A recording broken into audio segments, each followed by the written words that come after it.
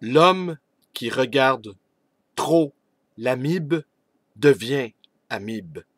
Bonjour, bienvenue dans ma bibliothèque. Nous sommes à Montréal le 16 février 2013. Mon nom est Bruno Lalonde. J'offre cette lecture à cet ami, Michel Bellil, artiste et militant, activiste. Michel Bellil, qui est l'exemple même d'un génie sauvage, qui tout à coup a découvert qu'il pouvait écrire, qu'il pouvait dessiner, qu'il pouvait réfléchir avec une intensité, une beauté, une poésie tout à fait remarquable selon moi. Et j'ai le bonheur de le publier dans la prochaine livraison de la compagnie à numéro, dont le thème est consacré aux chimères. Et je vais profiter de cette occasion pour parler un petit peu de cette revue, la revue littéraire, la compagnie à numéro, fondée et animée avec Georges Raby et qui n'a connu seulement que 6 publications en 10 ans d'existence. Mais il y a 3 numéros prévus pour 2013. Seulement 6 numéros parce que pour nous, la vie est plus importante que l'écriture. Mais je vais quand même apporter des petites mises au point ici concernant cette revue. Tout d'abord, on lui a reproché 3 choses à cette revue. Après, j'expliquerai un peu le projet général de la revue. On lui a reproché d'abord son nom. Je vais vous montrer ça à l'écran. Je ne sais pas si on le voit bien.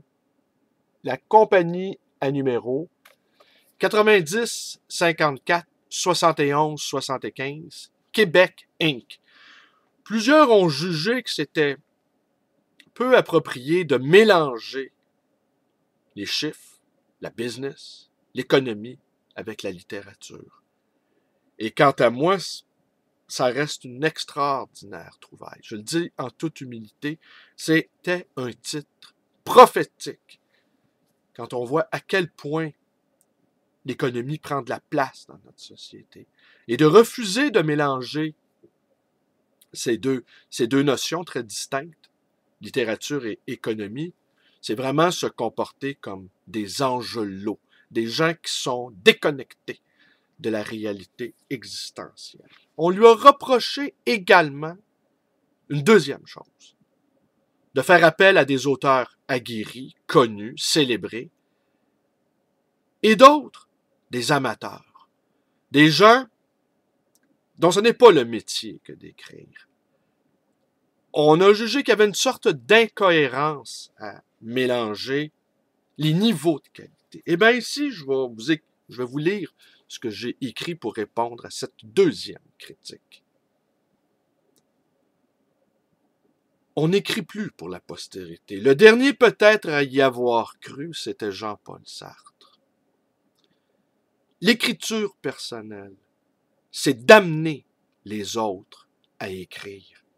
L'artiste moderne incite les autres à dessiner, à écrire, à penser, à être lui-même, et personne là-dessus ne peut dire quoi que ce soit. L'artiste moderne sait que l'art est fait par tous. Le chômeur, le pauvre, l'exclu, le pauvre en mots, le pauvre en tout est bienvenu.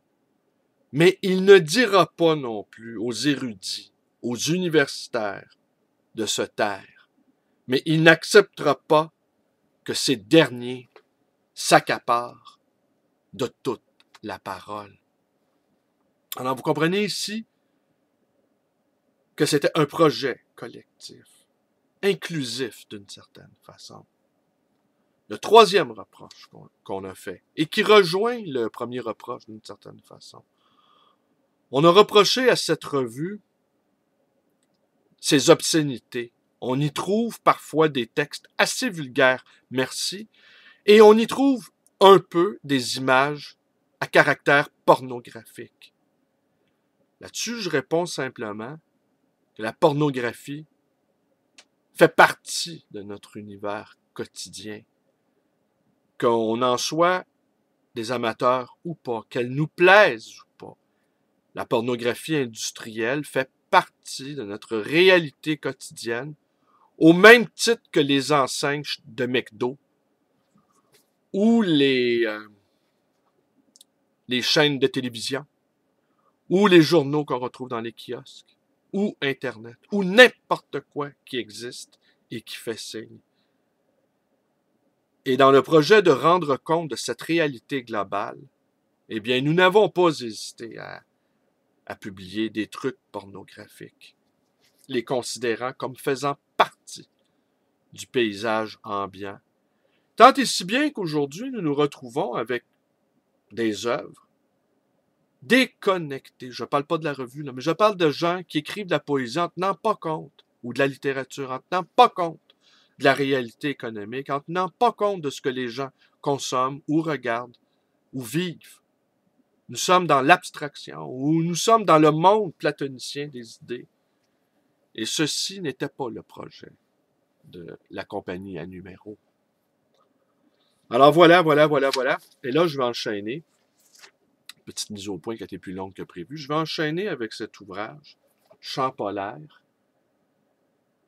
texte de Jean Morissette, et un liminaire de Nancy Houston. Un petit mot en vitesse sur Jean Morissette. Jean Morissette qu'on a publié pratiquement dans tous les numéros de la revue, qui a participé dès le début à cette aventure improbable qu'est la compagnie à numéros. Jean Morissette est un homme que j'estime beaucoup. Et il m'a fait comprendre une chose, Jean Morissette, il y a déjà une bonne dizaine d'années, mais des fois, une seule phrase, suivie d'un éclat de rire, parce que Jean Morissette a une espèce de rire communicatif. Je sais pas dans quoi je m'étais embarqué, en tout cas, mais je sais que je lui avais fait mention, nous, les civilisés. Et là, il m'a regardé, interloqué. Civilisé? Bruno? Non, mais est-ce que tu t'es vu? T'es pas un civilisé. Nous ne sommes pas des civilisés. Nous sommes des sauvages. Et là, il est parti à rire de ce rire si merveilleux. Là, sur le coup, j'étais un petit peu blessé dans mon amour-propre et les considérations erronées sur moi-même. C'est vrai. Je suis pas un civilisé. Je suis un sauvage. Et depuis ce temps-là, toute ma lecture de la réalité a été transformée. Une seule phrase. Tu n'es pas un civilisé. Et aujourd'hui, en ce 16 février 2013, je réclame ce statut de sauvage et que mes instincts vitaux me guident dans le reste de cette aventure qui est ma vie sur cette terre. Et parfois, il m'arrive d'avoir des arguments qui n'ont rien d'intellectuel. Quand je sens qu'on me piège ou qu'on m'accule dans une logique rhétorique, eh bien, je lâche un cri de sauvage, me libérant ainsi de l'emprise d'un langage que je pourrais juger trop aliénant. Alors, je vous montre aussi la dédicace, évidemment. Je ne sais pas si on la voit bien ici, ouais. Alors, j'offre donc cette lecture à mon ami Michel Bellil, cet artiste sauvage, précisément, qui est sorti de sa coquille et qui nous offre des choses merveilleuses. Et je sais qu'il aime beaucoup Nancy Houston. Et je vous l'avoue ici, je ne la connais pas. Je ne l'ai jamais lu. Mais le liminaire ici, lui, je l'ai lu et je vous l'offre. L'ami. Il est là, Jean Morissette. Je l'ai sous les yeux et c'est tout lui. Ça, l'ombre de son corps jeté, par son corps en train de photographier la toundra au coucher du soleil. Je l'aime entre toutes, cette photo-là, car elle dit la présence de l'humain dans le paysage et du paysage dans l'humain. On oublie, n'est-ce pas? On oublie tant de choses, on perd le nord. Depuis 7 ans, cet homme m'apprend mon pays, celui que j'ai quitté sans l'avoir connu, sans jamais m'être intéressé de près à ces lointains. Il me restitue un art que, faute de l'avoir parcouru, faute d'avoir rencontré ses habitants, triple faute, je ne savais même pas perdu. Il me force, Jean, avec douceur et espièglerie, à écouter des silences sidéraux, à lever les yeux au ciel, même dans les villes, même à Paris, et à voir qu'il est ciel encore, qu'il a une couleur, une humeur, des intentions, qu'il est habité, oiseaux, étoiles, nuages, et que tout cela est parlant. Depuis 7 ans, cet homme est pour moi un rappel à l'ordre des choses. Ciel, oui, même au-dessus des hauts immeubles qui le grattent. Terre, oui, même sous le macadam et le fracas de nos pas. Eau, oui, même si nous persistons à l'empoisonner. Et gens, eux, les autres, les gens du Nord, oui, d'autres gens étaient ici avant nous et y sont encore. Comme eux, Jean sait déchiffrer l'écriture sur la page blanche des banquises. Comme eux, il sait le monde sacré de part en part, d'où le rêve, d'où le souffle, d'où la prière. Ce n'est pas un retour à la nature, non. La nature, il ne l'a jamais quittée. Et nous non plus, si seulement nous le savions. N'oublie pas, me dit la voix de Jean en moi, n'oublie pas, me disent ses poèmes et ses photos, qu'il y a une autre réalité, une autre manière d'habiter l'espace et le temps, un autre regard sur la mort et le sens. N'oublie pas de t'arrêter parfois pour te rendre compte que tu es là, vraiment là, et que ce là fait partie de la somptueuse symphonie des temps. Les choses du monde sont là, elles aussi, devant toi, autour de toi, éternelles et éphémères, immobiles, émouvantes, muettes et expressives.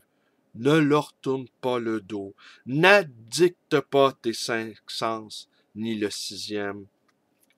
Depuis 7 ans, cet homme partage avec moi sa belle, très belle sagesse, malgré mes réticences, renâclements, rechignements de citadine douillette, de cowgirl défroqué, d'intello bien au chaud dans son trou d'ivoire. Et Caïn Kaa, je m'efforce de le suivre, du moins dans ma tête. J'hésite encore à le suivre avec mon corps. Je suis frileuse, timide, intimidée par l'inconnu. J'ai peur de souffrir du froid, de ne pas savoir parler aux gens et de n'être dépouillé de mes habitudes, plus rien ni personne. Mais lui, Jean, y va, arpente les champs polaires, explore le ciel avec les outardes et la forêt avec les caribous, placote avec tout le monde. Dans quelle langue? Peu importe laquelle. Plusieurs, des mélanges. L'important, c'est de s'entendre. Et comment se sentir seul quand la langue est là pour nous conter les histoires sans fin des gens et des pays? Et comment souffrir du froid quand la seule chaleur qui compte est celle du cœur? Depuis 7 ans, cet homme m'apprend à dire oui.